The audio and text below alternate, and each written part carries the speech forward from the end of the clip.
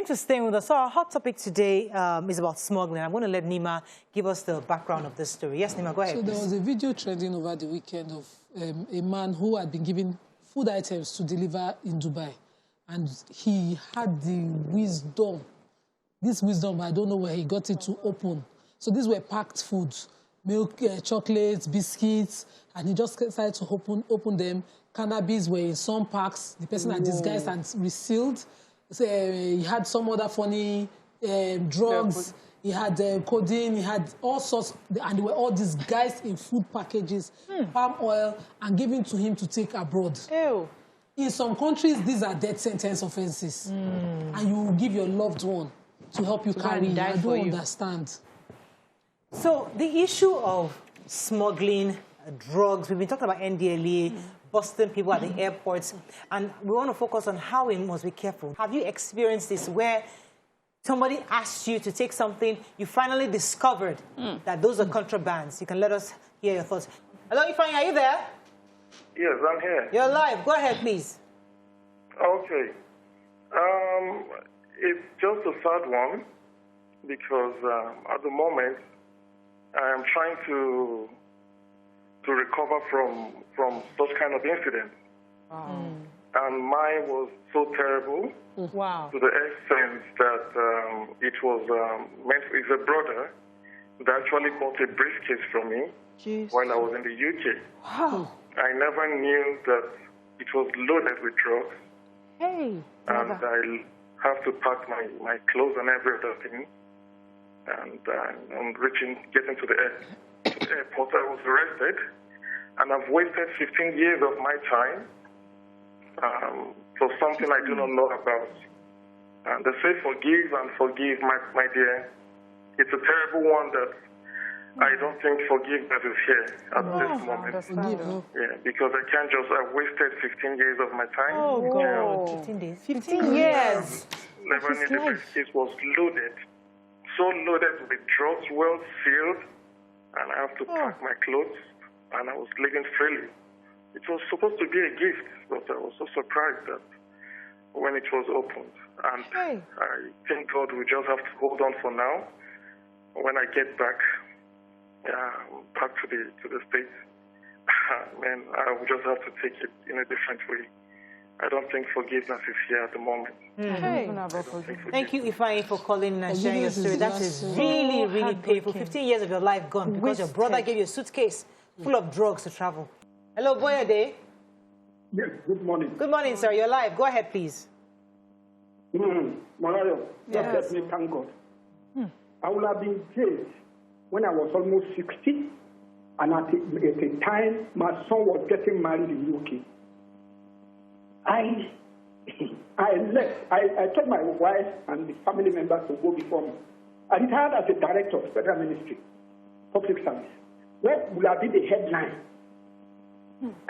What would have been the headline? I was working in the presidency.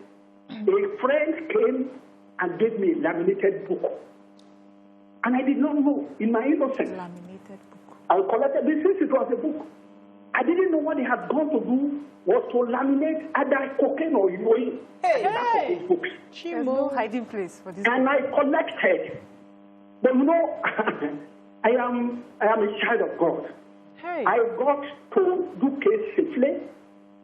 I disembarked. My son came, they picked me up. But you know, I don't know what, I think it was divine intervention. I escaped Birmingham Airport. It was when I now got home. I'm a librarian. I retired. I was the first director of library services in Federal Service. What would have been the headline in Newswatch, in the Punch, everywhere? And I'm from Ekiti State, innocent. What could they would have scandalized my name? Yes. Because when my son is a lecturer in one of the great universities in UK. Now cut it open. Daddy, what is this? Whole family. And the wife is a medical doctor. They said, what is this? It was heroin. Hey. Heroin. And I cried. I cried. At almost 60, and on the point of retirement, at the weekend, my son was to get married. Oh, my God. Wicked people. People are wicked. My mom had been scandalized, director in Federal Civil Service jail, and he kept on calling. He now came. Arrest him. I was like a wild cat. Oh. I held him by the throat, and in the process, I used my teeth on him. I said, this is what you wanted to do for me? Hey. Having worked for 35 years in service, at my age, I tore his clothes. Good. He was begging. Then phone call. He was begging. And I told him, he said, Pastor, he was begging. You know, the Bible tells us, flee away from every appearance of evil. Since that time, it's more than beggar bridge between us. I have no business. I praise God on your behalf. Thank you for sharing. I come to my son's house and see that something. I gave it to him. And it was the third day after the wedding. I gave it to him and I told him, my son, never ever should I see you with him. Good morning there. Are you there? Damola? Yes, I am. Good morning. You're live. Go ahead, please. This has happened before as well. I was traveling to Dubai, and my mom called me when I got to Lagos that a friend was going to send me one Ankara that I should please take it with me and give it to her son. So when she met me at the airport, she brought out the Ankara from me. I met her, she gave me the Ankara. Then I told her, I'll put it in my hand luggage because I've checked in my bag. So I put it in my hand luggage, which I did.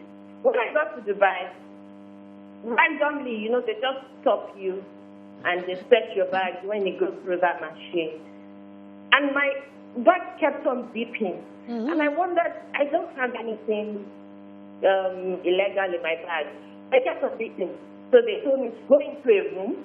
They searched all my bags, checked everything. There was nothing. So when I got to the hotel, the person called me the next day in the morning. Hey. When they were going to meet up with me. And now brought out the Ankara, because they scattered my bag. So trying to put it together, I had to refold it. While dusting it and refolding it, credit cards fell down. About 10 to 12 credit cards. Credit cards. They didn't have any name on it. They only had the credit number and when it was going to expire, different credit cards. So the person called me, are you with the Ankara? Where will I meet you? Blah, blah, blah. I just told him, yes, I'm with it. But you might not meet me at the hotel, so I'll drop it at the reception. So I took all the credit cards and I damaged everything. And you did what? Damaged it. Thank you. And now took the Ankara, dropped it at the reception, and that was it. So I now called my mom after the person picked up the Ankara because I had to wait at the reception. I wanted to see who the person was. If I knew the person. And I didn't know him. So he picked it up and he left. And they didn't call me. Oh. They didn't call me for anything or whatever. So I called my mom and I told her, I said, this was what happened, blah, blah, blah. She didn't even know what it was. And that was it. Okay. So when I got back to Nigeria, the woman now called me that my son came to pick up the Ankara, but she left some papers on drawings on how she wanted the designs to blah, blah. And I don't know. I don't know anything about it. I just packed it, and that was how I gave it to her.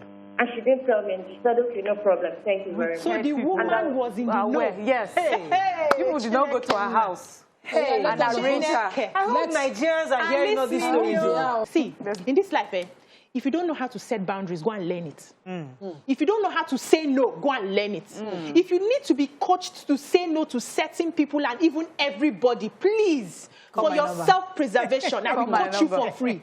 Go and learn it. There is nobody that you can have that you can't say no to. It's a problem. It becomes a problem because when you're considering what family say, they'll say I'm wicked, they'll say I'm selfish. And so, why are you bothered about what they will say? What works for you, works for you. Me, I will never take anything for anybody. Ship it.